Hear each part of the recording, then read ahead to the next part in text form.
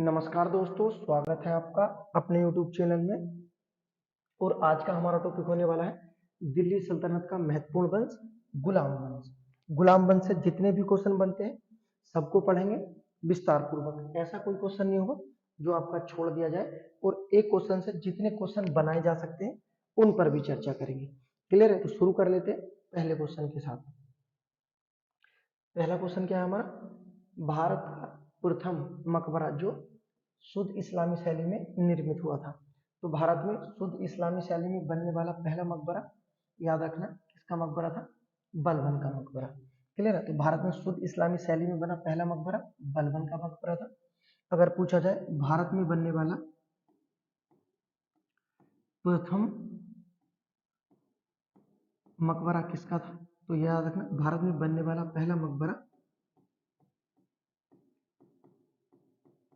सुल्तानगढ़ी का मकबरा था, जो कि दिल्ली में किसके द्वारा, याद रखना,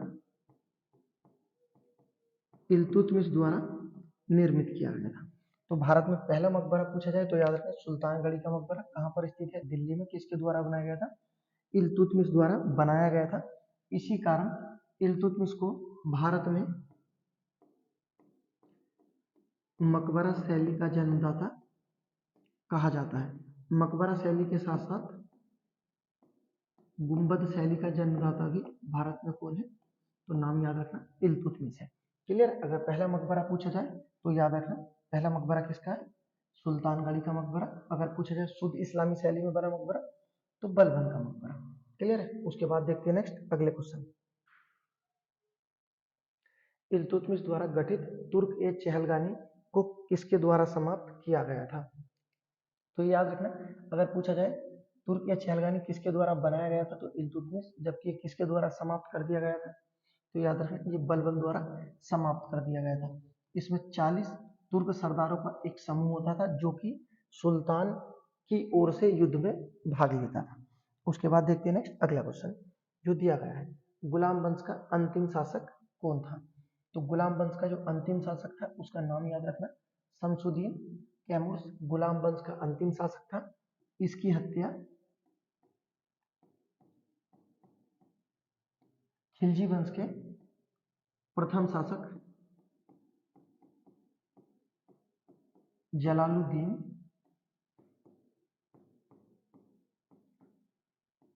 फिरोज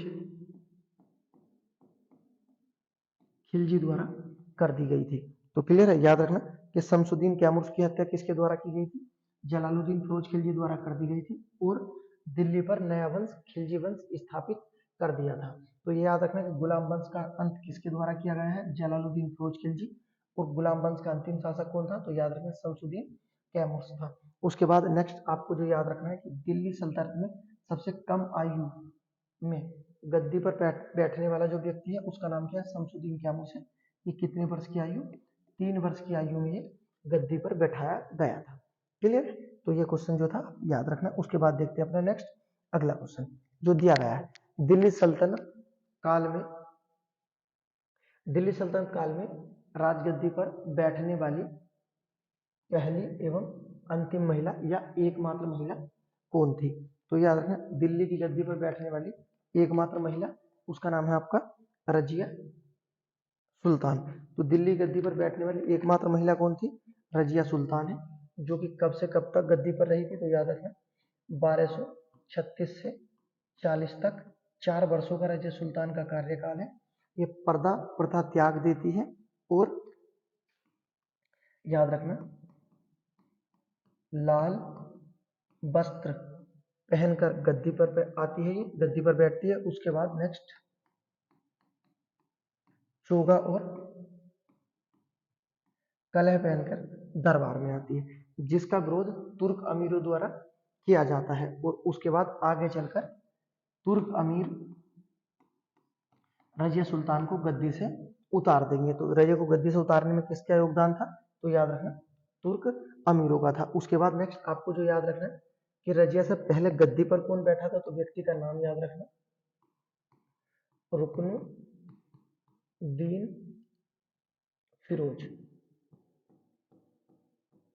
रुकनुद्दीन फिरोज रजिया से पहले गद्दी पर बैठा था। उसके बाद नेक्स्ट जो आपको याद रखना, इसके समय इनकी माता, उनका नाम याद रखना, शाह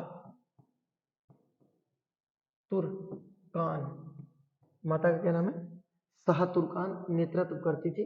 तो ये याद रखना, ये रजिया से पहले एक महिला है शाह तुर्कान, जो दिल्ली सल्तनत में नेतृत्व करती है। लेकिन हाँ, जिस समय नेतृत्व करती है तो ये सुल्तान नहीं बनती है। सुल्तान कौन था इनके समय, रुकनुद्दीन फिरोज ही था। लेकिन हाँ, ये नेतृत्व करती है महिला। तो याद रखना, रजिया सुल्तान से दिल्ली सल्तनत में कार्यभार संभालने वाली महिला का नाम क्या है, तो याद रखना शाह तुर्कान है। लेकिन जो शासिका बनी है, जो सुल्तान बनी है, वो रजिया सुल्तान है। उसके बाद नेक्स्ट जो आपको याद रखना है कि रजिया सुल्तान से पहले गद्दी पर कौन था, रुकनुद्दीन फिरोज, जिसके समय उसकी माता शाह तुर्कान नेतृत्व करती थी। जबकि रजिया सुल्तान के बाद जो गद्दी पर बैठेगा, बैराम शाह गद्दी पर बैठता है, जिसकी हत्या मंगोल द्वारा कर दी जाती है। क्लियर। तो याद रखना, मंगोल द्वारा मरने वाला दिल्ली सल्तनत का जो शासक है, उसका नाम याद रखना, बहराम शाह, जो रजिया सुल्तान का उत्तराधिकारी था। जबकि रजिया सुल्तान से पहले गद्दी पर कौन बैठा था, रुकनुद्दीन फिरोज, जिसके समय इसकी माता शाह तुर्कान नेतृत्व करती थी। सही है। उसके बाद देखते हैं नेक्स्ट अगला क्वेश्चन जो दिया गया है। रजिया सुल्तान से क्वेश्चन बनते हैं, आप पूरा विस्तार पूर्वक समझ, कोई ऐसा क्वेश्चन नहीं होगा जो आप छोड़ पाओगे एग्जाम में। उसके बाद देखते हैं नेक्स्ट, तबकात ए नासरी के लेखक कौन है। तो तबकात ए नासरी के लेखक कौन है, तो व्यक्ति का नाम याद रखना, मिन्हाज उल सिराज, ये तबकात नासरी के लेखक हैं। और ये जो मिन्हाजुल सिराज है, किसके दरबार में रहते थे, तो याद रखना, ये इल्तुतमिश के दरबार में रहते थे। ठीक है, तो ये भी याद रखना कि मिन्हाज उल सिराज किसके दरबार में रहते थे, कहना इल्तुतमिश के, और इनकी महत्वपूर्ण रचना क्या है, तबकात नासरी। उसके बाद देखते हैं नेक्स्ट अगला क्वेश्चन, अजमेर में स्थित अढ़ाई दीन का झोपड़ा किसके द्वारा बनाया गया था। तो याद रखना, अजमेर में स्थित अढ़ाई दीन का झोपड़ा ये बनाया गया था आपका कुतुबुद्दीन ऐबक द्वारा। क्लियर है। तो याद रखना, अढ़ाई दीन का झोपड़ा किसके द्वारा बनाया गया था, कुतुबुद्दीन ऐबक के द्वारा बनाया गया था। और अगर ये पूछा जाए या कई बार पूछा गया है कि अढ़ाई दीन का झोपड़ा क्या है, तो ये याद रखना, अढ़ाई दीन का झोपड़ा एक मस्जिद है, जो कि मस्जिद बनने से पहले ये क्या था, तो ये याद रखना, संस्कृत विद्यालय था।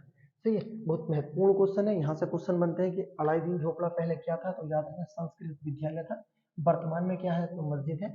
किसके द्वारा बनाया गया है, तो कुतुबुद्दीन ऐबक के। पूछा जाए कहाँ पर स्थित है, तो याद रखना अजमेर में स्थित है।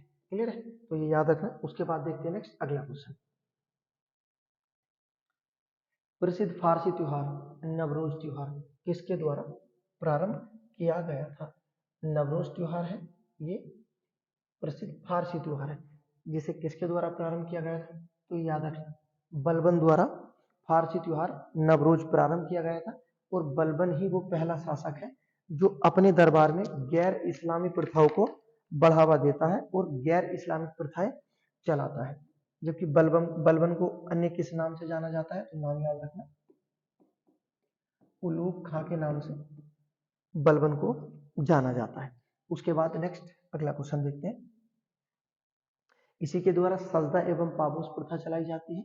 उसके बाद देखो नेक्स्ट अगला जो क्वेश्चन दिया गया है, नागौर में स्थित अतारकीन का दरवाजा किसके द्वारा बनाया गया था। नागौर में जो अतारकीन का दरवाजा है, ये किसके द्वारा बनाया गया था, तो याद रखना ये इल्तुतमिश के द्वारा बनाया गया था। इससे अलग जो आपको याद रखना है, बदायूं की मस्जिद और अजमेर की मस्जिद, बदायूं की मस्जिद और अजमेर की मस्जिद, ये भी किसके द्वारा बनाई गई है, याद रखना इल्तुतमिश द्वारा बनाई गई थी। तो अतारकीन का दरवाजा, बदायूं की मस्जिद, अजमेर की मस्जिद किसके द्वारा बनाई गई है, इल्तुतमिश द्वारा बनाई गई थी। उसके बाद देखते हैं नेक्स्ट अगला जो क्वेश्चन दिया गया है, सुल्तान गढ़ी के मकबरे का निर्माण किसके द्वारा कराया गया था। तो सुल्तान गढ़ी के मकबरे का निर्माण इल्तुतमिश द्वारा कराया गया था। और पूछा जाए कहाँ पर स्थित है सुल्तान गढ़ी का मकबरा, तो याद रखना दिल्ली में स्थित है। जबकि ये भी क्वेश्चन पूछा जाता है भारत में बनने वाला प्रथम मकबरा, तो कहना सुल्तानगढ़ी का मकबरा किसके द्वारा बनाया गया था, इल्तुतमिश द्वारा बनाया गया था। जबकि अगर ये क्वेश्चन पूछा जाता है शुद्ध इस्लामी शैली में बनने वाला मकबरा, तो गयासुद्दीन बलबन का मकबरा है। उसके बाद देखते हैं अगला क्वेश्चन जो दिया गया है, रजिया सुल्तान कौन थी। रजिया सुल्तान से क्वेश्चन बनते हैं तो याद रखना कि रजिया सुल्तान कौन थी, तो इल्तुतमिश की पुत्री थी। और इल्तुतमिश जिस समय गद्दी पर रहता है तो ये अपना उत्तराधिकारी रजिया सुल्तान को नियुक्त कर देता है। ठीक है, तो ये याद रखना इल्तुतमिश अपने पद पर रहते समय अपनी पुत्री रजिया सुल्तान को अपना सुल्तान घोषित कर देता है। और इल्तुतमिश ने ग्वालियर विजय के बाद याद रखना रजिया के नाम के सिक्के चलाए थे। तो रजिया के नाम के सिक्के किसके द्वारा चलाए गए हैं, तो याद रखना इल्तुतमिश के द्वारा चलाए गए हैं। किसकी विजय के बाद, तो याद रखना ग्वालियर की विजय के बाद। सही है। उसके बाद देखते हैं नेक्स्ट अगला क्वेश्चन जो दिया गया है, ईरानी पद्धति जिसे जो बोलते हैं सिजदा एवं पाबोस प्रथा, ये ईरानी पद्धति है। सिजदा एवं पाबोस प्रथा किसके द्वारा चलाई गई थी, तो याद रखना गयासुद्दीन बलबन द्वारा चलाई गई थी। ये गैर इस्लामी प्रथाएं थी। याद रखना गैर इस्लामी प्रथाएं चलाने वाला पहला शासक कौन था, गयासुद्दीन बलबन था। अगर ये पूछा जाए गयासुद्दीन बलबन कब गद्दी पर बैठा था, तो याद रखना 1266 में ये गद्दी पर बैठा था। गयासुद्दीन बलबन पहला ऐसा शासक था या ऐसा सुल्तान था जो कभी भी साधारण व्यक्तियों से नहीं मिलता था। और इसने अपने दरबार में हंसने पर प्रतिबंध लगा दिया था, नृत्य पर प्रतिबंध लगा दिया था, शराब के सेवन पर प्रतिबंध लगा दिया था। क्लियर है, अर्थात ये निरंकुश शासक था। सही है। और बलबन का मानना था कि जो सुल्तान का पद है ये किसकी देन है, तो ये ईश्वर की देन है।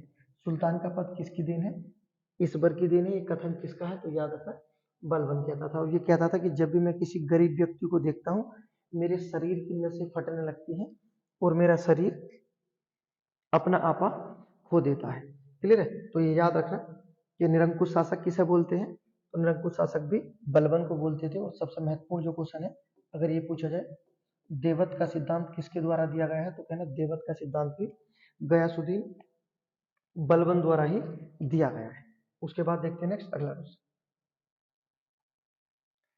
किस सुल्तान ने 40 तुर्क सरदारों का दल तुर्क ए चहलगानी का गठन किया था, तो हम इसके बारे में बात कर चुके हैं। अगर पूछा जाए तुर्कान चहलगानी का गठन किसके द्वारा किया है, तो याद रखना इल्तुतमिश। अगर पूछा जाए समापन किसके द्वारा किया गया है, तो समापन किया गया है बलबन के द्वारा। उसके बाद देखते हैं नेक्स्ट अगला क्वेश्चन, रजिया सुल्तान के शासनकाल में ऐतकीन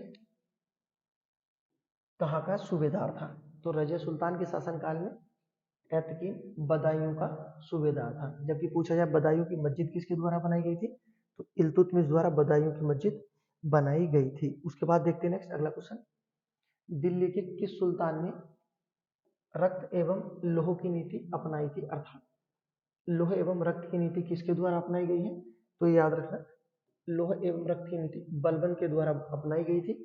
ये राजपूतों से युद्ध करने के लिए ये नीति अपनाई थी। उसके बाद नेक्स्ट, इससे जो बलबन से आपको अन्य पॉइंट याद रखने के क्वेश्चन पूछा जाता है कि भारत में सोने का टका किसके द्वारा चलाया गया था, तो सोने का टका अगर पूछा जाता है तो कहना बलबन के द्वारा। अगर पूछा जाए चांदी का टका किसके द्वारा चलाया गया था, तो उसका नाम याद रखना इल्तुतमिश द्वारा। दो सिक्के हैं जो टके के नाम से आते हैं। अगर पूछा जाए चांदी का टका तो इल्तुतमिश, अगर पूछा जाए सोने का टका तो ये बलबन द्वारा चलाया गया था। उसके बाद गैर इस्लामी प्रथाएं किसके द्वारा चलाई गई, ये भी बलबन के द्वारा ही चलाई गई थी। उसके बाद देखते हैं नेक्स्ट अगला क्वेश्चन जो दिया है, कुतुबुद्दीन ऐबक ने अपनी राजधानी किसे बनाया था। कुतुबुद्दीन ऐबक द्वारा बनाई गई जो पहली राजधानी थी, या इस तरह से क्वेश्चन पूछा जाए कि दिल्ली सल्तनत की पहली राजधानी क्या थी, तो याद रखना ये लाहौर दिल्ली सल्तनत की या कुतुबुद्दीन ऐबक की पहली राजधानी थी। उसके बाद नेक्स्ट आपको याद रखना कुतुबुद्दीन ऐबक, और उसके बाद आता है आराम शाह। ये दो दिल्ली सल्तनत के या कहना गुलाम वंश के ऐसे शासक हैं जिनकी राजधानी क्या है, लाहौर है। उसके बाद नेक्स्ट इल्तुतमिश।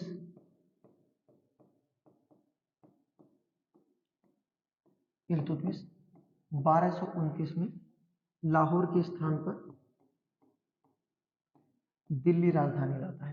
तो ये याद रखना कि दिल्ली राजधानी किसके द्वारा लाई गई थी, इल्तुतमिश द्वारा। जबकि कब लाई गई थी, तो 1229 में राजधानी लाई गई थी। सही है। तो ये याद रखना कि लाहौर कितने शासकों की राजधानी था, तो दो की। एक याद रखना कुतुबुद्दीन ऐबक और उसके बाद आराम शाह। लेकिन परिवर्तन जो करता है इल्तुतमिश, लाहौर के स्थान पर दिल्ली ले आता है। तो ये सन जो है आपको बहुत इंपॉर्टेंट है, याद रखना है कि कब राजधानी परिवर्तित की गई थी। उसके बाद देखते हैं नेक्स्ट अगला क्वेश्चन। सर्वप्रथम बगदाद के खलीफा से किस शासक ने सुल्तान की पदवी धारण की थी। अर्थात दिल्ली सल्तनत में सुल्तान की पदवी धारण करने वाला पहला सुल्तान कौन था। तो पहला सुल्तान है जिसने बगदाद के खलीफा से सुल्तान की पदवी धारण की है, तो याद रखना ये था इल्तुतमिश। और इल्तुतमिश, एक तो ये याद रखना कि ये तीसरे नंबर का शासक है। इससे पहले वाले जो दो शासक हैं, एक तो आराम शाह और उसके बाद कुतुबुद्दीन ऐबक, ये कभी भी सुल्तान की उपाधि नहीं धारण कर पाते हैं और ना ही ये कभी बगदाद के खलीफा से मिले थे। तो बगदाद के खलीफा से कौन मिला है, इल्तुतमिश, और इसी के द्वारा सुल्तान की उपाधि धारण की गई है। और इल्तुतमिश ही दिल्ली सल्तनत का पहला ऐसा शासक है जो अपना साम्राज्य विस्तार करता है। तो साम्राज्य विस्तार करने वाला पहला शासक, उसका नाम याद रखें इल्तुतमिश था। अगर पूछा जाए दिल्ली सल्तनत का वास्तविक शासक या वास्तविक सुल्तान तो कौन होगा, तो भी इल्तुतमिश का नाम याद रखना। उसके बाद नेक्स्ट आपको जो याद रखना कि ये सुल्तान के पद को वंशानुगत कर देता है। तो सुल्तान के पद को वंशानुगत करने वाला पहला शासक कौन था, तो कहना इल्तुतमिश, क्योंकि ये अपने पद पर रहते समय अपनी पुत्री को अपना उत्तराधिकारी घोषित कर देता है। उसके बाद नेक्स्ट यही पहला शासक है जिसने मकबरा शैली प्रारंभ की है और गुंबद शैली प्रारंभ की है। और यही पहला शासक है दिल्ली सल्तनत का जिसने दिल्ली में मदरसे का निर्माण किया था। तो दिल्ली में मदरसा किसके द्वारा बनाया गया था, तो याद रखना इल्तुतमिश द्वारा बनाया गया था। ठीक है। उसके बाद नेक्स्ट अगला क्वेश्चन देखते हैं। साम्राज्य विस्तार करने वाला भी इल्तुतमिश ही है। कोई ऐसा पॉइंट नहीं होगा जो आपसे बाहर चला जाए, सब इन्हीं क्वेश्चनों में समा जाएंगे। पूरा दिल्ली सल्तनत, पूरा गुलाम वंश खत्म हो जाएगा। बस आप आराम से वीडियो देखो एक बार। उसके बाद देखते हो नेक्स्ट कुतुबुद्दीन ऐबक के बचपन का नाम क्या था। तो कुतुबुद्दीन ऐबक के बचपन का नाम है कुरान खां। असल में होता क्या, इसकी कुरान इसकी याद होती है मुंह जबानी, तो इसका उपनाम है, इसे प्यार से बोलते हैं कुरान खां। इससे कुरान सुनते थे और बदले में, ये बहुत गरीब था तो बदले में इसे पैसे दे देते हैं। तो इस वजह से इसके बचपन का नाम क्या है, कुरान खां। जबकि अन्य नाम देख लेते हैं इसके क्या क्या है। अन्य नाम है लाख बख्श। अन्य नामों में एक नाम है लाख बख्श। उसके बाद मलिक एवं सीपे सालार। मलिक एवं सीपे सालार किसे कहते हैं, तो याद रखना कुतुबुद्दीन ऐबक। उसके बाद जो सबसे महत्वपूर्ण उपाधि है इसकी याद रखना, इसे क्या कहते हैं, द्वितीय हातिम ताई। द्वितीय हातिम ताई किसे बोला गया है, तो याद रखना कुतुबुद्दीन ऐबक को बोला गया है। उसके बाद अन्य जो नाम है इसका याद रखना उदार हृदय। ये सब जो नाम है किसके नाम है, कुतुबुद्दीन ऐबक के नाम है। कुरान खां, लाख बख्श, मलिक एवं सीपल सालार, द्वितीय हातिम ताई, उदार हृदय। इसके बाहर कुछ नहीं आएगा इसके उपनाम से, ये है सब इसके उपनाम। क्लियर है। उसके बाद देखते हैं नेक्स्ट अगला क्वेश्चन जो दिया गया है। रजिया सुल्तान ने मलिक अल्तुनिया को कहाँ का सूबेदार नियुक्त किया था। ये अल्तुनिया है, इसके बारे में याद रखना है। क्वेश्चन ये भी पूछा जाता है कि रजिया सुल्तान के किस व्यक्ति के साथ प्रेम प्रसंग थे, तो ये याद रखना मलिक अल्तुनिया नामक व्यक्ति के साथ रजिया सुल्तान के प्रेम प्रसंग थे। ये दोनों दरबार में खुले रूप में मिलते थे, जिससे तुर्क जो अमीर थे या दल चालीसा के जो व्यक्ति थे रजिया सुल्तान से नफरत करने लगते हैं। ठीक है, इसी वजह से इस व्यक्ति के बारे में पूछा जाता है कि रजिया सुल्तान ने मलिक अल्तुनिया को कहाँ का सूबेदार नियुक्त किया था, तो ये याद रखना, इसे बदायूं का सूबेदार नियुक्त किया था। उसके बाद देखते हैं नेक्स्ट अगला क्वेश्चन, कुतुबुद्दीन ऐबक का मकबरा कहाँ स्थित है। तो कुतुबुद्दीन ऐबक के मकबरे के बारे में, ये आपका गुलाम वंश का पहला शासक है और इसका मकबरा कहाँ स्थित है, तो ये याद रखना लाहौर में स्थित है। भारतीय इतिहास में लाहौर में बहुत व्यक्तियों के मकबरे और समाधियां हैं, जैसे कि गुरु अर्जुन देव की समाधि कहाँ पर है, लाहौर में। उसके बाद पूछा गया कुतुबुद्दीन ऐबक का मकबरा, तो भी लाहौर में। पूछा जाए जहांगीर का मकबरा, ये भी लाहौर में। अनारकली का मकबरा, ये भी कहाँ है, लाहौर में। ये बहुत सारे मकबरे हैं लाहौर में और हमारे एग्जाम में अलग अलग तरह से क्वेश्चन पूछे जाते हैं, तो ये याद रखना। क्लियर, कुतुबुद्दीन ऐबक का मकबरा लाहौर। उसके बाद देखते हैं नेक्स्ट अगला क्वेश्चन, प्रथम वास्तविक मेहराब, प्रथम वास्तविक मेहराब का प्रयोग किस सल्तनत कालीन स्मारक में किया गया था, तो याद रखना वास्तविक जो मेहराब का प्रयोग किया गया था, ये किया गया था आपका बलबन के मकबरे। क्लियर है, तो याद रखना, या इस तरह से पूछा जाए शुद्ध इस्लामी शैली में बना पहला मकबरा, तो याद रखना बलबन का मकबरा था। उसके बाद देखते हैं नेक्स्ट अगला क्वेश्चन, रजिया सुल्तान को सत्ताच्युत करने में किसका हाथ था, अर्थात रजिया सुल्तान को सत्ता से हटाने में किन व्यक्तियों का महत्वपूर्ण हाथ था, तो याद रखना तुर्कियों का या तुर्कों का महत्वपूर्ण योगदान था, क्योंकि ये महिला थी और तुर्क अमीर नहीं चाहते थे कि ये महिला की जो हमारे ग्रुप बना हुआ है उन्हें डिसीजन दे, और इसके अन्य व्यक्तियों के साथ प्रेम प्रसंग होने के कारण वे सब व्यक्ति इससे नफरत करने लगते हैं और अंत में होता क्या है कि तुर्क अमीर रजिया सुल्तान को पद से हटवा देते हैं। उसके बाद देखते हैं नेक्स्ट अगला क्वेश्चन, कुतुबुद्दीन ऐबक को किसने दास्ता से मुक्ति दिलाई थी, तो अगर पूछा जाए कुतुबुद्दीन ऐबक को किसने दास्ता से मुक्ति दिलाई थी, तो व्यक्ति का नाम याद रखना गयासुद्दीन महमूद वो व्यक्ति थे जिन्होंने कुतुबुद्दीन ऐबक को दास्ता से मुक्ति दिलाई थी।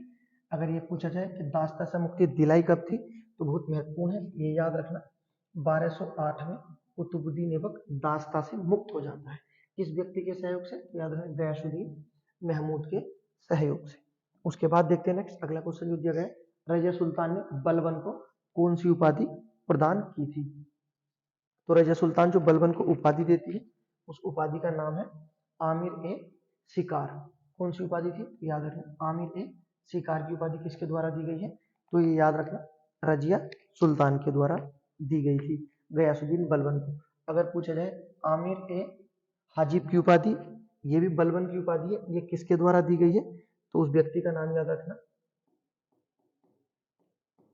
अलाउद्दीन शाह। बलबन को अलाउद्दीन शाह ने कौन सी उपाधि दी थी, तो याद रखना आमिर ए हाजिब, जबकि आमिर ए शिकार की उपाधि किसके द्वारा दी गई थी बलबन को, तो कहना रजिया सुल्तान द्वारा दी गई थी। उसके बाद नेक्स्ट बलबन को उलूग खां के नाम से भी जाना जाता है। उसके बाद देखते हैं नेक्स्ट अगला क्वेश्चन जो दिया गया है, किस शासक ने सर्वप्रथम इक्ता प्रणाली प्रारंभ की थी। अगर क्वेश्चन ये पूछा जाए कि इक्ता प्रथा किसके द्वारा प्रारंभ की गई थी, तो इक्ता प्रथा इल्तुतमिश द्वारा तो प्रारंभ की गई थी। अगर पूछा जाए इक्ता व्यवस्था को किसके द्वारा समाप्त कर दिया गया था, तो व्यक्ति का नाम याद रखना अलाउद्दीन। अलाउद्दीन द्वारा इक्ता व्यवस्था को समाप्त कर दिया जाता है और ये इसके स्थान पर नगद वेतन की प्रथा चलाता है। सही है, तो पहले तो आप ये याद रखना कि इक्ता व्यवस्था होती क्या थी, एक जमीन का टुकड़ा होता था, जो भी जमीन के टुकड़े बने होते थे ये अपने सेनापति या अपने सेना नायकों को एक जमीन का टुकड़ा दे देता था, और जब तक वो सेना नायक उस पद पे है तब तक उस जमीन के टुकड़े पे उस सेना नायक का अधिकार है। जैसे मान लेते हैं एक हिस्सा हुआ, इस पर सेना नायक का अधिकार है, और जब वो रिटायर हो जाता था तो उससे जमीन वापस ले ली जाती थी। उसके बाद जो उस पद पर आता था ये जमीन उस व्यक्ति को दे दी जाती थी। एकता प्रणाली का ये बिल्कुल भी अर्थ नहीं है। एकता प्रणाली में जमीन का टुकड़ा दे दिया जाता था और फिर वो जो सैनिकों को दिया जाता था सैनिक उसके मालिक हो जाते थे। तो याद रखना सैनिक मालिक नहीं होते थे, जब तक पद पर हैं तब तक मालिक हैं, जब पद से समाप्त तो उसके बाद जो उस पद पाएगा उसे वो इक्ता दे दिया जाता था। तो इक्ता होता था भूमि का टुकड़ा, ये सैलरी के स्थान पर दिया जाता था। ये प्रथा जो चलाई थी किसके द्वारा चलाई गई है, तो कहना इल्तुतमिश द्वारा, और किसके द्वारा समाप्त कर दी गई थी, तो याद रखना अलाउद्दीन खिलजी द्वारा समाप्त कर दी गई थी। और अलाउद्दीन खिलजी ने इक्ता व्यवस्था को तो समाप्त कर दिया, उसके स्थान पर नगद वेतन प्रणाली लाता है। तो दिल्ली सल्तनत में नगद वेतन प्रणाली कौन लाएगा, तो याद रखना अलाउद्दीन खिलजी। जब हम खिलजी वंश पढ़ेंगे तब अलाउद्दीन खिलजी के बारे में बात करेंगे कि अलाउद्दीन खिलजी को या अलाउद्दीन खिलजी की तुलना किससे की जाती है, तो याद रखना फ्रांस के राजा लुई 14वीं से इसकी तुलना की जाती है। उसके बाद देखते हैं नेक्स्ट अगला क्वेश्चन, जो क्वेश्चन दिया गया है कुतुब मीनार के बारे में क्वेश्चन है, बहुत महत्वपूर्ण क्वेश्चन है, आपको याद रखना है जो दिए गए हैं। कुतुब मीनार के संबंध में कौन सा कथन सही नहीं पूछा है, सही नहीं है, तो याद रखना पहला यह दिल्ली के मेहरौली में स्थित है, बिल्कुल सही है। उसके बाद इसका निर्माण 1199 में कुतुबुद्दीन ऐबक ने शुरू किया था, हाँ बिल्कुल सही है, शुरू इसी के द्वारा किया गया था। उसके बाद देखते हैं नेक्स्ट, इसको इल्तुतमिश एवं फिरोज शाह तुगलक द्वारा पूर्ण कराया गया है, हाँ ये भी सही है। उसके बाद नेक्स्ट, इसका प्रयोग प्रारंभ में नमाज अदा करने के लिए नहीं किया जाता था, ये गलत है। ठीक है, तो याद रखना कुतुब मीनार का जो पहले प्रयोग किया जाता था, तो याद रखना नमाज अदा करने के लिए ही किया जाता था। अब कुतुब मीनार से जो क्वेश्चन बनते हैं इसी वीडियो में संपूर्ण कंप्लीट कर लेंगे, कोई क्वेश्चन ऐसा नहीं होगा जो यहाँ से बाहर जाएगा। तो ये याद रखना कुतुब मीनार किसके द्वारा प्रारंभ की गई थी, तो कुतुबुद्दीन ऐबक द्वारा तो प्रारंभ की गई थी, लेकिन ये अचानक चौगान पोलो खेलते समय घोड़े से गिर के कुतुबुद्दीन ऐबक की मृत्यु हो जाती है और ये कुतुब मीनार का निर्माण पूरा नहीं कर पाता है। तो कुतुब मीनार का जो निर्माण कराया गया था, तो याद रखें किसके द्वारा किया गया था, इल्तुतमिश द्वारा प्रारंभ किया गया था। उसके बाद नेक्स्ट जब तुगलक वंश आता है, तुगलक वंश का जो अगला शासक आता है जिसका नाम है फिरोज शाह तुगलक, इसके शासनकाल में क्या होता है, कुतुब मीनार पर बिजली गिर जाती है और वो ऊपर से क्षति हो जाती है कुतुब मीनार को। तो जो प्रारंभ में कुतुब मीनार में 4 मंजिला थी, उसके बाद फिरोज शाह तुगलक जो FST है फिरोज शाह तुगलक, इसकी कौन सी मंजिल, 5वीं मंजिल का निर्माण कर देता है। सही है, तो वर्तमान में कुतुब मीनार में कितनी मंजिल है, तो याद रखना 5 मंजिल है। सही है, तो कार्य किसके द्वारा प्रारंभ हुआ था, कुतुबुद्दीन ऐबक। कंप्लीट किसके द्वारा हुआ, इल्तुतमिश। बिजली गिरने के बाद इसका निर्माण किसके द्वारा कराया गया, फिरोज शाह तुगलक द्वारा कराया गया था। अब उसके बाद नेक्स्ट जो आपको याद रखना, अगर पूछा जाए कि कुतुब मीनार की ऊंचाई कितनी है, तो याद रखना 72.5 मीटर इसकी ऊंचाई है। उसके बाद इससे अलग जो आपको याद रखना कि कुतुब मीनार किसकी याद में बनाई गई है, तो ये आपका कुतुबुद्दीन ऐबक के गुरु का नाम है, नाम याद रखना बख्तियार काकी की याद में बनाई गई है। तो कुतुब मीनार किसकी याद में बनाई गई है, बख्तियार काकी की याद में बनाई गई है। अगर पूछा जाए कि कुतुब मीनार किसकी कॉपी या किसकी नकल है, तो याद रखना आप अफगानिस्तान में एक जाम की मीनार है, अफगानिस्तान में जाम की मीनार है, उसकी ये कॉपी है। तो याद रखना कुतुब मीनार किसकी कॉपी है, अफगानिस्तान में जाम की मीनार की कॉपी है। उससे अगला जो नाम याद रखना आपको, ये पूछा है कुतुब मीनार का प्राचीन नाम क्या है, तो ये याद रखना कुतुब मीनार का प्राचीन नाम विष्णु स्तंभ है। बहुत महत्वपूर्ण क्वेश्चन है, कुतुब मीनार का प्राचीन नाम क्या है, तो याद रखना विष्णु स्तंभ है। उसके बाद नेक्स्ट अन्य अगर पूछा जाए कुतुब मीनार के निर्माण में अन्य किस व्यक्ति का और योगदान आता है, तो याद रखना इसके निर्माण में सिकंदर लोधी का योगदान भी आता है, और सिकंदर लोधी के बाद ब्रिटिश शासन आएगा तब इसके निर्माण में करजन का योगदान आएगा। सही है, तो ये कुतुब मीनार से बनने वाले क्वेश्चन है। अगर पूछा जाए कुतुब मीनार को यूनेस्को की सूची में कब शामिल किया गया, 1993 में कुतुब मीनार को यूनेस्को की सूची में शामिल किया गया था। और कुतुब मीनार का प्रवेश द्वार किसे कहते हैं, तो नाम याद रखना अलाई दरवाजे को कुतुब मीनार का प्रवेश द्वार कहा जाता है। सही है, तो कुतुब मीनार से बनने वाले सभी क्वेश्चन इंपोर्टेंट है। अगर पूछा जाए कि कुतुब मीनार के निर्माण में किन किन व्यक्तियों का योगदान रहा, तो व्यक्तियों का नाम याद रखना कि कुतुबुद्दीन ऐबक द्वारा प्रारंभ किया गया, इल्तुतमिश कंप्लीट कराता है, फिरोज शाह के समय बिजली गिर जाती है। उसके बाद अगला वंश आता है आपका लोधी तो सिकंदर लोधी आ जाता है। ब्रिटिश शासन में आएगा तो लूट कर जाना जाएगा। अगर पूछा जाएगा यूनेस्को की सूची में तो 1993 में चला गया। ऊंचाई कितनी है तो याद रखना 72.5 मीटर। किसकी याद में बनाई गई, बख्तियार काकी की याद में। प्राचीन नाम क्या है, विष्णु स्तंभ है, सही है। और किसकी नकल है ये, अफगानिस्तान की जाम की नकल है। और प्रारंभ में यहाँ पर नमाज अदा की जाती थी, ठीक है। कुतुब मीनार से जितने क्वेश्चन हमने सब कंप्लीट कर लिए। उसके बाद देखते हैं नेक्स्ट अगला क्वेश्चन जो दिया है, दीवान ए अर्ज नामक सैन्य विभाग का गठन किसके द्वारा कराया गया था। तो दीवान ए अर्ज एक सैन्य विभाग था जिसका गठन किसके द्वारा किया जाता है, तो याद रखना ये गठन किया जाता है बलबन के द्वारा, ठीक है। तो बलबन द्वारा एक सैन्य विभाग चलाया गया था, उसका नाम याद रखना दीवान ए अर्ज। जबकि बलबन ने ही एक गुप्तचर विभाग चलाया था। उस गुप्तचर विभाग का नाम याद रखना क्या था, उसे क्या बोलते थे हम, बरीद नामक व्यक्ति। बरीद नामक व्यक्ति क्या होता था, याद रखना बलबन के समय बरीद नामक व्यक्ति एक गुप्तचर की भूमिका निभाता था। उसके बाद नेक्स्ट बलबन के ही समय ख्वाजा नामक जो अधिकारी होता था, ख्वाजा नामक व्यक्ति जो होता था, ये किस पर नजर रखता था, तो याद रखना ये भ्रष्टाचार पर नियंत्रण रखते थे, ठीक है। तो बलबन के समय ख्वाजा नामक अधिकारी जो था भ्रष्टाचार पर नियंत्रण रखता था। और बरीद क्या होता था, गुप्तचर होता था। और दीवान ए अर्ज क्या है, तो याद रखना सैन्य विभाग है।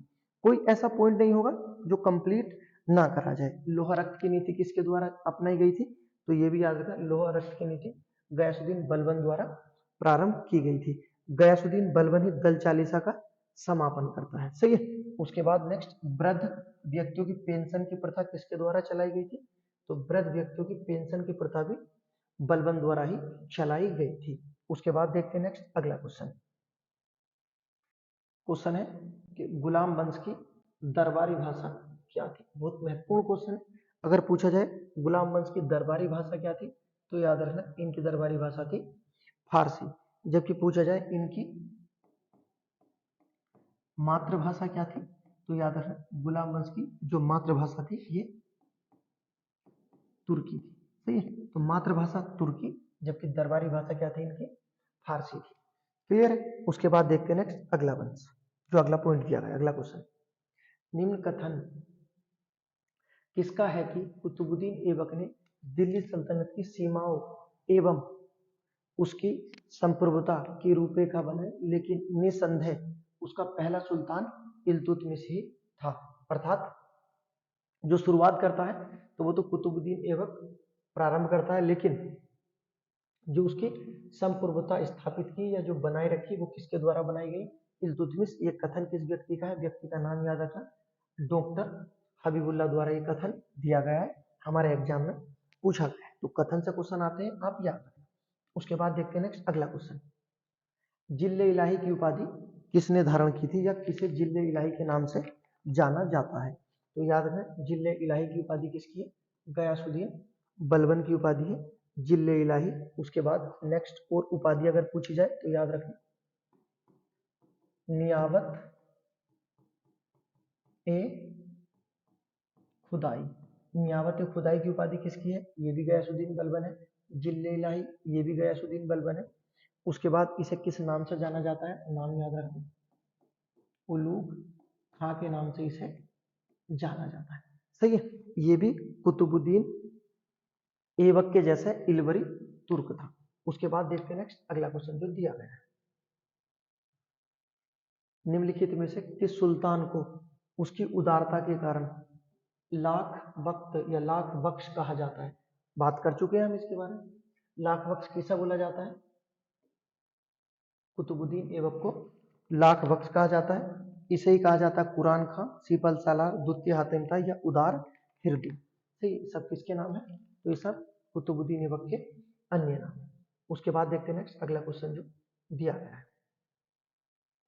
क्वेश्चन दिया गया है, निम्न में से गयासुद्दीन बलबन स्वयं को किस तुर्की योद्धा का वंशज होने का दावा करता है। अर्थात कि गयासुद्दीन बलबन कहता है कि मैं तुर्की के किस वंश का था, तो उस वंश का नाम याद रखना ये है अफरसियाब वंश का। तो ये क्वेश्चन कई बार पूछा जाता है कि बलबन के किस तुर्क वंशज का होने का दावा करता है, तो याद रखना ये करता है अफर सियाब, जबकि गयासुद्दीन बलबन को इल्तुतमिश जब ग्वालियर विजय करता है तो तब गयासुद्दीन बलबन को खरीद लेता है। तो गयासुद्दीन बलबन को किसने खरीदा था, तो उसका नाम याद रखना। इल्तुतमिश कब खरीदता है, जब वो ग्वालियर विजय करता है। उसके बाद नेक्स्ट जो ये गयासुद्दीन बलबन है ये दल चालीसा में जुड़ जाता है, फिर उसके बाद धीरे धीरे धीरे नेतृत्व करता दल चालीसा का प्रधान बन जाता है। उसके बाद जब एक दिन ये सुल्तान बनता है तब ये बताता है कि मैं तुर्की के अफरसियाब वंश का व्यक्ति था। सही है। उसके बाद देखते हैं नेक्स्ट अगला क्वेश्चन जो दिया गया है, दिल्ली सल्तनत की स्थापना कब की गई। सही है, बहुत महत्वपूर्ण क्वेश्चन है कि दिल्ली सल्तनत की स्थापना कब की गई। तो दिल्ली सल्तनत की स्थापना की गई है 1206 में। अगर ये पूछा जाए किसके द्वारा की गई है, तो कुतुबुद्दीन ऐबक द्वारा दिल्ली सल्तनत की स्थापना की गई है। और उसके बाद जो आपको याद रखना है, अगर पूछा जाए दिल्ली सल्तनत का अंत कब हुआ था, तो याद रखना 1526 में हुआ था। और किसके द्वारा कर दिया गया था अंत, बाबर द्वारा पानीपत के युद्ध में दिल्ली सल्तनत का अंत कर दिया गया था। तो स्थापना भी याद रखना कि दिल्ली सल्तनत की स्थापना कब की गई, 1206। अगर पूछा जाए समापन तो 1526 पानीपत के प्रथम युद्ध। उसके बाद देखते हैं नेक्स्ट अगला क्वेश्चन जो दिया गया है, सल्तनत कालीन किस सुल्तान को मिन्हाज ने द्वितीय हातिम द्वितीय की संज्ञा दी, अर्थात किस व्यक्ति को द्वितीय हातिम बोला जाता है। हम बात कर चुके हैं कि द्वितीय हातिम किसे बोला जाता है, कुतुबुद्दीन ऐबक को द्वितीय हातिम के नाम से जाना जाता है। उसके बाद इल्तुतमिश की बात कर लेते हैं। इल्तुतमिश को वास्तविक शासक बोला गया है। दिल्ली सल्तनत का वास्तविक शासक कौन था, इल्तुतमिश। दिल्ली सल्तनत का वो शासक जिसने सर्वप्रथम साम्राज्य विस्तार किया है, ये भी इल्तुतमिश है। दिल्ली सल्तनत का वैधानिक सुल्तान, वैधानिक मतलब जो वैधता के आधार पर, ठीक है, बगदाद के खलीफा से आशीर्वाद लेता है, ये भी इल्तुतमिश है।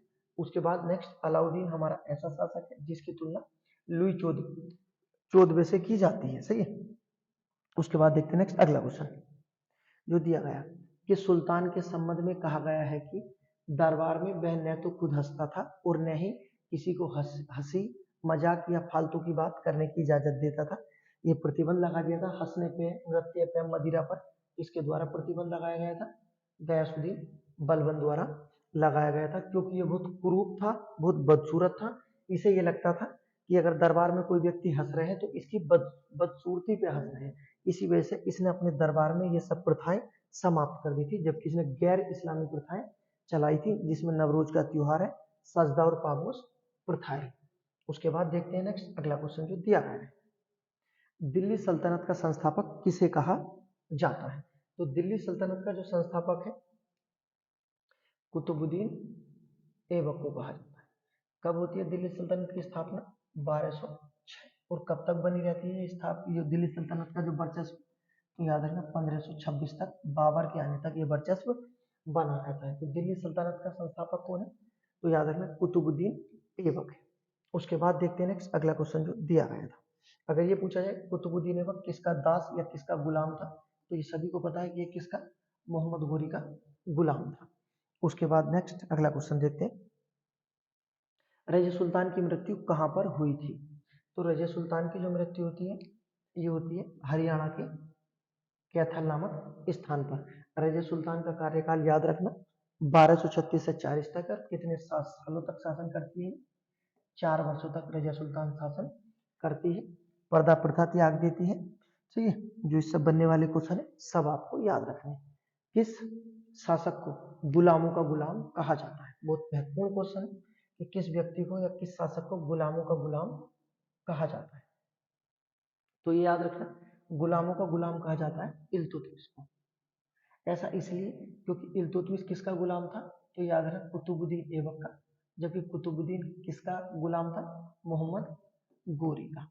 सही, तो ये हो गया ना गुलामों का गुलाम, गोरी का गुलाम कुतुबुद्दीन ऐबक, उसका गुलाम इल्तुतमिश। तो गुलामों का गुलाम किसे कहा गया, इल्तुतमिश को गुलामों का गुलाम कहा गया है, संज्ञा दी गई है। दिल्ली के सुल्तान बलबन का पूरा नाम क्या है, कई बार बोल चुका हूँ, बलबन का पूरा नाम गयासुद्दीन बलबन है। जो अपना किस वंश का होने का दावा करता है, तो कहना तुर्की का एक शाही वंश था जिसका क्या नाम है, अफरसियाब वंश था। सही है। उसके बाद देखते हैं नेक्स्ट अगला क्वेश्चन जो दिया गया है, भारत में मुस्लिम राज्य का संस्थापक मोहम्मद घोरी को माना जाता है। हाँ बिल्कुल सही है। अगर पूछा जाए भारत में मुस्लिम राज्य या मुस्लिम साम्राज्य का जो संस्थापक है किसे कहा गया है, मोहम्मद घोरी को कहा गया है। परंतु भारत में स्वतंत्र मुस्लिम राज्य का संस्थापक किसे बोला गया है, तो भारत में स्वतंत्र मुस्लिम राज्य का संस्थापक बोला गया है कुतुबुद्दीन ऐबक को। ये देखो क्वेश्चन इसलिए दिए गए हैं कि मोहम्मद घोरी मुस्लिम सत्ता तो स्थापित कर देता है भारत में, लेकिन ये खोखरो जाति द्वारा मर जाता है 1206 में, तो ये अपना पूरा राज्य स्थापित नहीं कर पाता स्वतंत्र रूप से। जबकि कुतुबुद्दीन ऐबक जब गद्दी पर बैठता है ये बिल्कुल स्वतंत्र मुस्लिम राज्य की स्थापना करता है और अपने आप को भी 1208 में दास्ता से मुक्त कर देता है। सही है। कौन, कुतुबुद्दीन ऐबक। उसके बाद देखते हैं नेक्स्ट आगे जो क्वेश्चन दिया गया है, बलबन ने अपने दरबार में गठन किस पद्धति के आधार पर किया था। बहुत इंपॉर्टेंट है कि बलबन ने अपने दरबार में किस पद्धति के आधार पर गठन किया था, तो इसके द्वारा जो गठन किया गया था ये फारसी पद्धति। कौन सी पद्धति थी, तो याद रखना फारसी। सही है। तो बलबन द्वारा गठन किस पद्धति के आधार पर किया गया था, फारसी पद्धति के आधार पर किया गया था। उसके बाद देखो नेक्स्ट, दिल्ली के किस सुल्तान ने स्वयं को नियामत ए खुदाई अर्थात ईश्वर का प्रतिनिधि कहा था। अर्थात ऐसा राजा जो कहता था कि ये जो पद है, जो सुल्तान का पद है, ये किसकी देन है, ये ईश्वर की देन है। और मैं जब कभी भी किसी गरीब व्यक्ति को देखता हूँ तो मेरे शरीर की नसें फटने लग जाती है, मैं अपना आपा खो देता हूँ। और इसी के द्वारा नृत्य पर प्रतिबंध लगा दिया गया था, इसी के द्वारा हंसने बोलने पर प्रतिबंध लगा दिया गया था। व्यक्ति का नाम आपको पता चल गया होगा, गयासुद्दीन बलबन। जबकि गुलामों का गुलाम किसे बोला गया है, इल्तुतमिश को बोला गया है। लुई 14वें किसे बोला गया है, तो याद रखना अलाउद्दीन खिलजी को लुई 14वें के नाम से जाना जाता है। जबकि औरंगजेब जो आएगा, जब मुगल पढ़ेंगे तो पढ़ेंगे औरंगजेब के बारे में कि किस मुगल शासक ने अपने शासन का आधार कुरान को बनाया था, तो कुरान को शासन का आधार बनाने वाला शासक होगा औरंगजेब। उसके बाद देखते हैं नेक्स्ट अगला क्वेश्चन, बहुत महत्वपूर्ण क्वेश्चन है, तराइन के तृतीय युद्ध से क्वेश्चन है। अब देखो तराइन के तृतीय युद्ध से क्वेश्चन तो आपने पढ़ा होगा, लेकिन जो बताते हैं वो देखो आप याद रखना कि तराइन का तृतीय युद्ध किस किस के मध्य हुआ था। तो ये जो हुआ था इल्तुतमिश और यलदूज के मध्य हुआ था। सही है। अगर पूछा जाए तराइन का जो तीसरा युद्ध कब लड़ा गया, तो याद रखना 1215 में तराइन का तीसरा युद्ध लड़ा गया था। उसके बाद नेक्स्ट सबसे महत्वपूर्ण जो पॉइंट है आपको याद रखना है,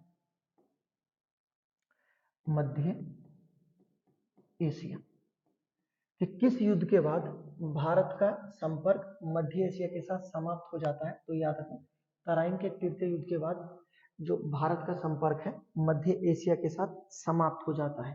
सही है। और इस युद्ध में इल्तुतमिश यलदौज को पराजित कर देता है। कौन से युद्ध में, तराइन के तृतीय युद्ध में। उसके बाद नेक्स्ट, इससे पहले हम तराइन के दो युद्ध पढ़ चुके हैं। पहला जो युद्ध था 1191 में, उसके बाद दूसरा युद्ध 1192। ये जो तराइन के दोनों युद्ध हैं ये लड़ाए गए हैं आपके कहाँ पर है, या तराइन कहाँ पर है, तो याद रखना तराइन हरियाणा में। तराइन कहाँ पर है, हरियाणा में। और तराइन के पहले जो दो युद्ध है 1191 और 1192 मोहम्मद घोरी और पृथ्वीराज चौहान के मध्य लड़े गए थे। प्रथम युद्ध में जो परिणाम आता है 1191 में पृथ्वीराज चौहान जीत जाते हैं और दूसरे में मोहम्मद घोरी जीत जाता है। और तराइन के दूसरे युद्ध के बाद भारत में मुस्लिम सत्ता स्थापित हो जाती है। तो तराइन का दूसरा युद्ध बहुत निर्णायक युद्ध है कि किस युद्ध के बाद भारत में मुस्लिम सत्ता स्थापित हुई थी, तो याद रखना तराइन के द्वितीय युद्ध में। कब लड़ा गया था, 1192 में। और पूछा जाए कि किस युद्ध के बाद मध्य एशिया के साथ हमारा संपर्क समाप्त होता है, तो तराइन के तृतीय युद्ध के साथ। ठीक है। और तराइन कहाँ पर स्थित है, तो याद रखना तराइन हरियाणा में स्थित है। उसके बाद देखते हैं नेक्स्ट अगला क्वेश्चन, दिल्ली का प्रथम सुल्तान जिसने दरबार में गैर इस्लामी प्रथाओं का प्रचलन किया था। रिपीट क्वेश्चन है बिल्कुल, उम्मीद करता हूं आपने क्वेश्चन उड़ा दिया होगा देखते ही। गयासुद्दीन बलबन गैर इस्लामी प्रथाएं चलाता है। सही है। उसके बाद देखते हैं नेक्स्ट अगला क्वेश्चन, दिल्ली सल्तनत का प्रथम वैधानिक सुल्तान, अर्थात जिसे बगदाद के खलीफा से आशीर्वाद मिला था।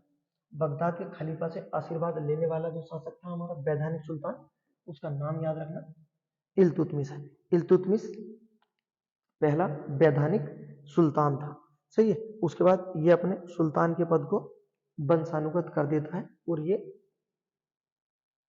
जो चलाता है, आपको याद रखना, भारत में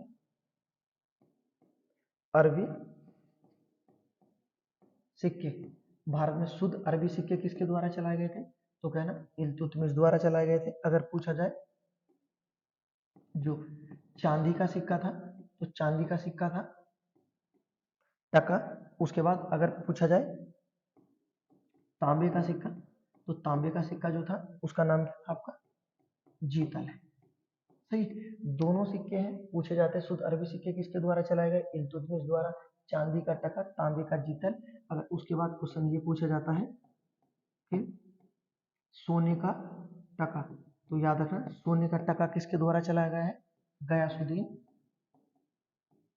बलबन द्वारा चलाया गया। सही, बहुत महत्वपूर्ण क्वेश्चन है, यहाँ से क्वेश्चन बनते हैं सिक्कों से, आपको याद रखना है, सही। उसके बाद देखते हैं नेक्स्ट अगला क्वेश्चन। फारसी के प्रसिद्ध कवि आमिर खुसरो एवं अमीर हसन दोनों किसके दरबार में रहते थे? तो याद रखना आमिर खुसरो और आमिर हसन किसके दरबार में रहते थे? तो याद रखना ये रहते थे गयासुद्दीन बलबन के दरबार। आमिर खुसरो और आमिर हसन किसके दरबार में रहते थे? तो ये बलबन के दरबार में रहते थे। और ये जो है आपका आमिर हसन, इन्हें क्या बोला गया है? तो इन्हें बोला गया है भारत का सादी। भारत का सादी किस कवि को बोला गया है? तो उनका नाम याद रखना आमिर हसन। जबकि तोता ए हिंद ये किसे बोला गया है? तो याद रखना आमिर, कौन है तोता ए हिंद? तो याद रखना आमिर खुसरो को कहते हैं तोता ए हिंद कहते हैं। उसके बाद देखते हैं नेक्स्ट अगला क्वेश्चन जो दिया गया है। किस इतिहासकार ने इल्तुतमिश को भारत में मुस्लिम प्रभुसत्ता का वास्तविक संस्थापक बोला है? हाँ, इल्तुतमिश को मुस्लिम सत्ता का वास्तविक संस्थापक बोला गया है, बोला जाता है। ये किसके द्वारा बोला गया है? तो व्यक्ति का नाम याद रखना, ये बोला गया है के.एन. निजामी द्वारा, ठीक है। के.ए. निजामी द्वारा क्या बोला गया है कि इल्तुतमिश को भारत में मुस्लिम प्रभुसत्ता का वास्तविक संस्थापक बोला गया है। उसके बाद देखते हैं नेक्स्ट अगला क्वेश्चन जो दिया गया है। अलाई दरवाजे का निर्माण किसके द्वारा कराया गया था? तो याद रखना अलाई दरवाजा किसके द्वारा बनाया गया था? नहीं, क्वेश्चन है कि अलाई दरवाजा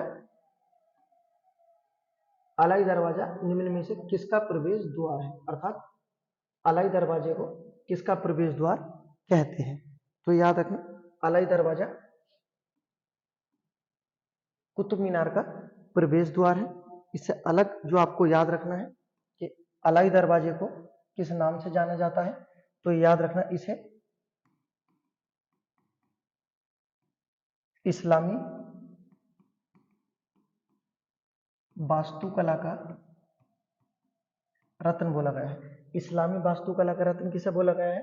तो याद रखना अलाई दरवाजे को बोला गया है। अलाई दरवाजा क्या है? तो याद रखना कुतुब मीनार का प्रवेश द्वार है। उसके बाद नेक्स्ट अगर पूछा जाए कि अलाई दरवाजा किसके द्वारा बनाया गया था, तो व्यक्ति का नाम याद रखना अलाउद्दीन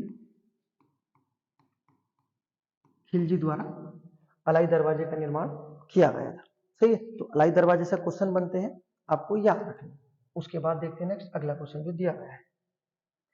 सुल्तान बनने से पूर्व इल्तुतमिश किस प्रांत का गवर्नर था? अर्थात जिस समय ये सुल्तान नहीं था तो उस समय कुतुबुद्दीन ऐबक के अंडर ये कार्य करता था। तो ये कहाँ का प्रशासन देखता था? याद रखना ये बदायूं का प्रशासन देखता था। आगे चल के बदायूं और अजमेर में ये मस्जिद का निर्माण भी करता है। उसके बाद देखते हैं नेक्स्ट, गुलाम वंश के शासकों का काल क्रम अनुसार सजाएं, अर्थात इनका क्रम सजाना है। ये सबसे पहला, दूसरा, तीसरा और चौथा कौन था? तो सबसे पहले कौन आया? कुतुबुद्दीन ऐबक, बिल्कुल सही है ए। उसके बाद दूसरे नंबर पर आता आराम शाह, ठीक है, ये अयोग्य होता है, इसे इल्तुतमिश हटा देता है, गद्दी से मार देता है आराम से आपको इल्तुतमिश। पहला ए, उसके बाद आता है डी और लास्ट में होता है सी, रजिया सुल्तान। ठीक है, तो याद रखना ए बी डी और सी, ए बी डी और सी। ठीक है, तो इसका आंसर क्या है आपका, इनका जो कालक्रम लगा है ये याद रखना। ठीक है, उसके बाद देखते हैं नेक्स्ट अगला क्वेश्चन जो दिया गया है। बलबन को आमिर ए हाजिब की उपाधि किसके द्वारा प्रदान की गई थी? तो याद रखना बलबन को आमिर हाजिब की उपाधि दी गई थी अलाउद्दीन मसूद शाह द्वारा। ठीक है, तो याद रखना बलबन की उपाधि है, बहुत महत्वपूर्ण उपाधि है, आपको याद रखना। इसके बाद नेक्स्ट एक बलबन की अन्य उपाधियों में आती है जिसका नाम है जिल्ले इलाही, नियाबत ए खुदाई, आमिर ए शिकार। क्लियर है, तो याद रखना एक बहुत महत्वपूर्ण उपाधि है आमिर ए शिकार। बलबन की उपाधि है आमिर ए शिकार, ये किसके द्वारा दी गई थी? रजिया द्वारा प्रदान की गई थी। जबकि आमिर ए हाजिब की उपाधि किसके द्वारा दी गई है? अलाउद्दीन मसूद शाह। सही है, उसके बाद देखते हैं नेक्स्ट अगला क्वेश्चन जो दिया गया है। भारत का सादिक किस कवि को कहा जाता है? अभी बात कर चुके हैं, भारत का सादिक किसे कहा जाता है? आमिर हसन को कहा जाता है। ठीक है, जबकि तोताए हिंद किसे कहा जाता है? तोताए हिंद किसे बोला जाता है? तो ये आमिर खुसरो को। कव्वाली तबला सबका जनक कौन है? आमिर खुसरो। तो आपको एक चीज याद रखनी है कि आमिर हसन और आमिर खुसरो दोनों किसके दरबार में रहते हैं? तो ये दोनों रहते हैं बलबन के दरबार में। सही है, आमिर खुसरो भी और आमिर हसन भी। लेकिन आमिर खुसरो को जो अपना दरबारी कवि घोषित करेगा, ये दरबारी कवि घोषित करता है अलाउद्दीन खिलजी। सही है, तो अभी तक इसका यही है, जब अलाउद्दीन खिलजी आएगा जब आमिर खुसरो को विस्तार पूर्वक पढ़ेंगे। सही है, उसके बाद देखते हैं नेक्स्ट अगला क्वेश्चन।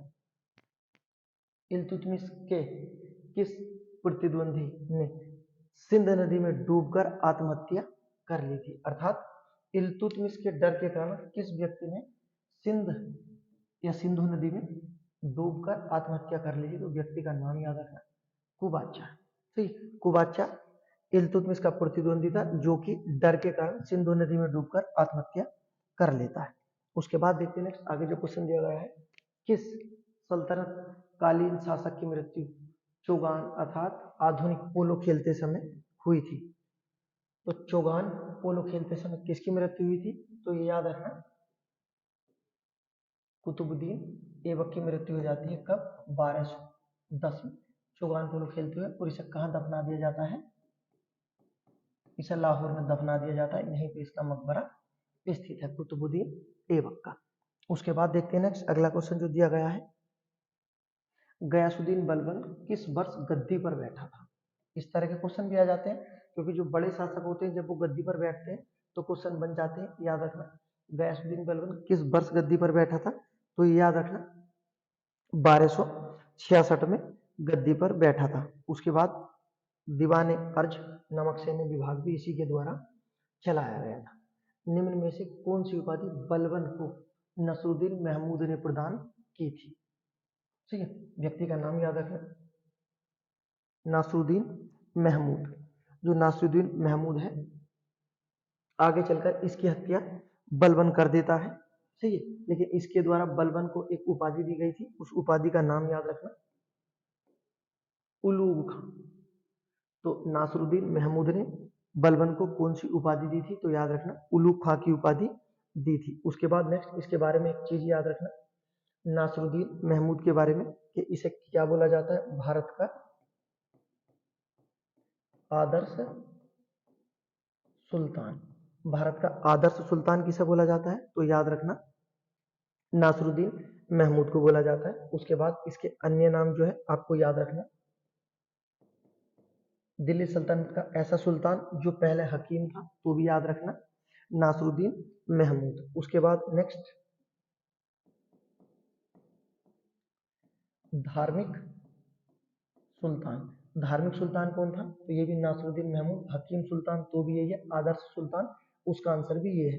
इससे क्वेश्चन बनते हैं, इसी वजह से आपको याद रखना है। उसके बाद नेक्स्ट इससे जो और क्वेश्चन बनते हैं कि दिल्ली सल्तनत का ऐसा शासक जो अपना जीवन टोपी सिलकर और कुरान की आयतें बेचकर, ठीक है, जो अपना जीवन टोपी सिलकर और कुरान की आयतें बेचकर चलाता था, उसका नाम भी कौन है? नासरुद्दीन महमूद है, जिसे बाद में आगे चलकर कौन हत्या कर देगा इसकी? बलबन इसकी हत्या कर देगा। ठीक है, तो ये याद रखना, नासरुद्दीन महमूद की हत्या किसके द्वारा की गई थी? बलबन। जबकि ये बलबन को एक उपाधि देता है, उपाधि का नाम क्या है? उलूग खां। इसे क्या बोलते हैं? आदर्श सुल्तान, हकीम सुल्तान, धार्मिक सुल्तान, टोपी और आयतें, ठीक है, टोपी सिलकर और आयतें बेचकर अपना जीवन यापन करता था। उसके बाद देखते हैं नेक्स्ट अगला क्वेश्चन जो दिया गया है। सर्वप्रथम दिल्ली के किस सुल्तान ने राज्य के देवीय सिद्धांत का पालन किया था, अर्थात कठोरता से किसने अपने शासन चलाया था? व्यक्ति का नाम याद रखना, गयासुद्दीन बलबन द्वारा चलाया गया था। सही है, तो याद रखना देवीय सिद्धांत किसके द्वारा पारित किया गया था? गयासुद्दीन बलबन द्वारा। किस सल्तनत कालीन सुल्तान को सर्वप्रथम भारत में मंगोल नेता चंगेज खां आक्रमण का सामना करना पड़ा था, अर्थात किसके शासनकाल में पहला मंगोल आक्रमण हुआ था? तो याद रखना इल्तुतमिश के शासनकाल में मंगोल के नेता चंगेज खां का आक्रमण हुआ था। अगर आक्रमण पूछा जाए कब हुआ था? 1221 में। तो पहला मंगोल आक्रमण किसके शासनकाल में हुआ था? तो याद रखना ये पहला आक्रमण हुआ है इल्तुतमिश के शासनकाल में, चंगेज खां का। सही है, उसके बाद नेक्स्ट आपको एक चीज याद रखना कि जो चंगेज खां है इसका वास्तविक नाम क्या है? तो वास्तविक नाम है इसका तैमुच्छीन। ठीक है, चंगेज खां का वास्तविक नाम क्या है? तैमुच्छीन या तैमुच्छीन, इस तरह से इसका नाम है। और ये आक्रमण करता है किसके शासनकाल में? इल्तुतमिश के शासनकाल में चंगेज खां का आक्रमण होता है। जबकि आपको जो याद रखना है इससे अलग के जो क्वेश्चन आता है, मंगोल के डर से दिल्ली सल्तनत के किस शासक ने किले बनाए थे? सही है, तो मंगोलों के डर से गयासुद्दीन बलबन द्वारा किलों का निर्माण कराया गया था। क्वेश्चन पूछा गया है पहला मंगोल आक्रमण किसके शासनकाल में हुआ था? इल्तुतमिश के शासनकाल में। अगर पूछा जाए कि सर्वाधिक सर्वाधिक कितने? 6 आक्रमण किस के शासनकाल में हुए? तो जब हम पढ़ेंगे खिलजी शासक, उसका नाम क्या है? अलाउद्दीन। अलाउद्दीन के शासनकाल में अलाउद्दीन खिलजी के शासनकाल में कितने आक्रमण होंगे? तो याद रखना 6 होंगे। और अलाउद्दीन खिलजी मंगोलों के आक्रमण से डरने के बाद अपने द्वारा बनाए गए सीरी के किले में शरण लेता है। तो ये याद रखना कि अलाउद्दीन खिलजी मंगोलों के डर से किस किले में छुपा था? सीरी के किले में। मंगोलों के टोटल कितने आक्रमण हुए थे अलाउद्दीन के शासनकाल में? तो कहना 6 आक्रमण हुए थे, जो सर्वाधिक है।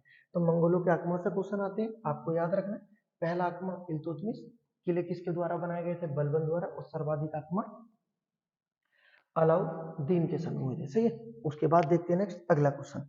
अब मंगोलों के जो आक्रमण है आपको याद रखना कंप्लीट हो गए हैं, कोई परेशानी वाली बात नहीं। उसके बाद कुतुबुद्दीन ऐबक के दरबारी कवि कौन कौन थे, अर्थात कुतुबुद्दीन ऐबक के दरबार में कौन कौन व्यक्ति, कौन विद्वान रहते थे? तो इसके दरबार में हसन निजामी नामक विद्वान रहते थे। और उसके बाद फख्र ए मुदबिर नामक विद्वान रहते थे। तो इसके दरबार में दोनों विद्वान थे जो इसके समय कवि के पद पर थे। ठीक है, तो इसका आंसर क्या होगा आपका? दोनों विद्वान इसके शासनकाल में ही रहते थे। उसके बाद देखते हैं नेक्स्ट अगला क्वेश्चन। दीवान ए बरीद नामक खुफिया विभाग, दीवान ए बरीद नामक खुफिया विभाग किसके द्वारा बनाया गया था? तो ये याद रखना बरीद जो था ये गुप्तचर विभाग था, किसके द्वारा बनाया गया था? गयासुद्दीन बलबन द्वारा। दीवान ए बरीद, तो इसके समय बनाया गया बरीद विभाग क्या था? तो कहना खुफिया विभाग या गुप्तचर विभाग था बलबन के द्वारा। अगर उसके बाद पूछा जाए क्वेश्चन, भ्रष्टाचार पर नियंत्रण रखने के लिए जो अधिकारी होता था उसका नाम याद रखना, ख्वाजा। ख्वाजा नामक अधिकारी क्या करता था? तो कहना भ्रष्टाचार पर नियंत्रण रखता था। जबकि गुप्तचर विभाग का जो अधिकारी था हमारा, उसका नाम याद रखना दीवान ए बरीद। दोनों किसके द्वारा चलाए गए हैं? भ्रष्टाचार को रोकने के लिए भी बलबन द्वारा ही चलाए गए थे। उसके बाद देखते हैं नेक्स्ट अगला क्वेश्चन जो दिया गया है। भारत में मोहम्मद गोरी ने किसे प्रथम अख्ता प्रदान किया था? तो मोहम्मद गोरी ने अपना प्रथम अख्ता किसके द्वारा किसे प्रदान किया था? तो याद रखना कुतुबुद्दीन ऐबक द्वारा मोहम्मद गोरी ने अपना अक्ता प्रदान किया था या अपना प्रशासन इसे दिया था। सही है। उसके बाद देखते हैं नेक्स्ट अगला क्वेश्चन, चंगेज खां का मूल नाम या चंगेज खां का वास्तविक नाम, याद रखना चंगेज खां का वास्तविक नाम जो था आपका तैमूरचिन। तैमूरचिन, चंगेज खां जो मंगोल का था, इसका वास्तविक नाम क्या है? तैमूरचिन है। उसके बाद नेक्स्ट जो अगला क्वेश्चन है उसका, मोहम्मद गोरी ने कुतुबुद्दीन ऐबक को किस पद पर नियुक्त किया था? अपना अक्ता तो नियुक्त किया था, लेकिन किस पद पर नियुक्त किया था ये भी याद रखना, आमिर आखुर पद पर नियुक्त किया था। क्लियर है। उसके बाद देखते हैं नेक्स्ट, कुब्बत उल इस्लाम मस्जिद का निर्माण किसने करवाया था? अर्थात दिल्ली सल्तनत की पहली मस्जिद है कुब्बत इस्लाम मस्जिद, इसका निर्माण किसके द्वारा कराया गया था? तो याद रखना इसका निर्माण पहले शासक द्वारा ही करवाया गया है। कुब्बत इस्लाम मस्जिद दिल्ली सल्तनत की प्रथम मस्जिद है। अगर पूछा जाए मस्जिद स्थित कहाँ पर है, तो कहना कुब्बत इस्लाम मस्जिद दिल्ली में स्थित है, दिल्ली सल्तनत की पहली मस्जिद। अगर उसके बाद क्वेश्चन पूछा जाता है दिल्ली सल्तनत की अंतिम मस्जिद कौन सी है, तो मस्जिद का नाम याद रखना मोट की मस्जिद। दिल्ली सल्तनत की अंतिम मस्जिद मोट की मस्जिद किसके द्वारा बनाई गई थी, किस वंश में बनाई गई थी? तो याद रखना ये लोधी वंश में बनाई गई थी। लोधी वंश दिल्ली सल्तनत का अंतिम वंश है। इसके शासनकाल में मोट की मस्जिद बनाई है जो दिल्ली सल्तनत की अंतिम मस्जिद है। सही है। अगर दिल्ली सल्तनत की पहली मस्जिद है तो कुब्बत इस्लाम कहाँ पर स्थित है? दिल्ली में। किसके द्वारा बनाई गई थी? कुतुबुद्दीन ऐबक द्वारा बनाई गई थी। इससे अलग जो आपको एक क्वेश्चन याद रखना है, क्वेश्चन ये पूछा जाता है कि भारत में प्रथम मस्जिद किस राज्य में बनी थी? तो ये आपको याद रखना है कि भारत में प्रथम मस्जिद जो बनाई गई थी किस राज्य में थी? तो याद रखना केरल में थी। ऐसा इसलिए है कि जिस समय प्राचीन भारत पढ़ रहे थे, जिस समय चोल होते हैं या पल्लव और राष्ट्रकूट होते हैं, उनके समय अरब जो व्यापारी हैं वो व्यापार करने लगते हैं, वो भारत के पश्चिमी तट पर आते हैं तो भारत के साथ व्यापार करते हैं। ठीक है। तो उस समय जब ये रहने लग जाते हैं पल्लवों के समय, तो ये अपना स्थान बना लेते हैं केरल में। अरब अरब जो व्यक्ति थे और वो पहली मस्जिद केरल में बना लेते हैं। सही है। तो भारत में बनने वाली पहली मस्जिद कहाँ थी? तो कहना केरल में थी। जबकि दिल्ली सल्तनत की पहली मस्जिद कौन सी है? कुब्बत इस्लाम मस्जिद है। सही है। और अंतिम मस्जिद मोट की मस्जिद है। ठीक है। उसके बाद देखते हैं नेक्स्ट अगला क्वेश्चन, किस वंश के सुल्तानों ने सबसे कम समय तक शासन किया था? बहुत महत्वपूर्ण क्वेश्चन है। किस वंश के शासकों द्वारा सबसे कम समय तक शासन किया गया है? तो याद रखना सबसे कम समय तक जो शासन करेंगे वो करते हैं खिलजी। सबसे कम शासन किसके द्वारा किया गया? खिलजी द्वारा किया गया है। ये कब से कब तक रहे? तो याद रखना 1290 से और 1320 तक रहे। टोटल खिलजियों में कितने शासक आए थे? तो याद रखना 4। और कितने वर्षों तक रहे? तो खिलजियों का शासन 30 वर्षों तक रहा है। क्लियर है। ये शासन करने वाला सबसे छोटा वंश है। ठीक है। शासन करने वाला सबसे छोटा वंश कौन सा है? तो ये याद रखना तो खिलजी थे। अगर पूछा जाए शासन करने वाले सबसे बड़े कौन थे? तो ये याद रखना सबसे बड़े तुगलक थे। ये कब आएंगे? 1320 से लेकर ये बने रहेंगे आपके 1414 तक। ठीक है। तो सबसे लंबा कार्यकाल किसका है? तो तुगलकों का। सबसे छोटा किसका है? खिलजियों का। ठीक है। अगली वीडियो में पढ़ेंगे हम पूरा विस्तार पूर्वक, जैसा हमने अपना गुलाम वंश पढ़ा इसी तरह से पढ़ेंगे खिलजी वंश। अलाउद्दीन से बनने वाले सभी क्वेश्चन, एक भी ऐसा क्वेश्चन नहीं होगा जो छोड़ दिया जाए। अगर वीडियो पसंद आई तो लाइक करें, सब्सक्राइब करें।